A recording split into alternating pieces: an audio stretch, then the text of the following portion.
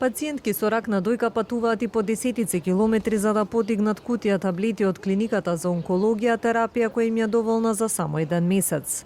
Иако беше најавено, таблетарната хормонска терапија се уште не е ставена на позитивната листа и не може да се подигне од аптеките низ земјава.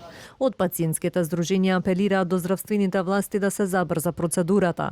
Тоа ќе значи огромно олеснување за нив, особено за пациентките од внатрешноста. Во моментот пациентите подигаат на онкологија. Со тоа што, доколку вие пиете латерсан на онкологија има само анастразол, се разменуваме.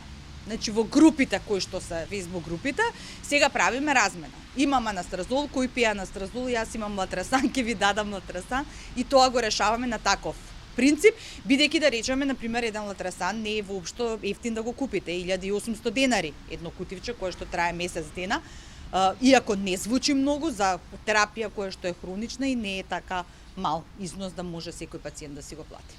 Првиот човек на Фондот за здравство вели дека во тек се разговори со производителите и се очекува за месец и половина лековите да бидат достапни во сите аптеки низ државата. Во моментот разговараме за последните детали со производителите и со дистрибутерите, бидејќи сакаме да ги задржиме најдобрите можни цени што ги имавме до сега.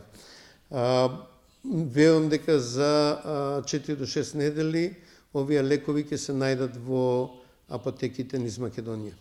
Тоа е дел од нашиот пристап да ја расторетиме клиниката за онкологија, каде што тие лекови се издава и секако да им олесниме на пациентите онколошки да нема за подигање на таблета на форма на терапија да доаѓаат во Скопје. Паралелно се прават и подготовките за отворање на онколошкото одделение во градската болница 8 септември. Според Клековски, веќе летово болницата ќе може да ги отвори вратите за онколошките пациенти. Со тоа се очекува да се намали товарот врз клиниката за онкологија.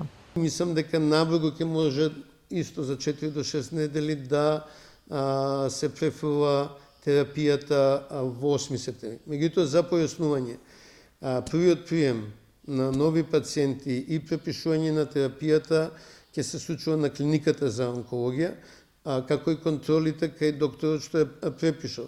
Значи, збориме за децентрализација само на примањето на терапијата, а не за воспоставувањето на терапијата.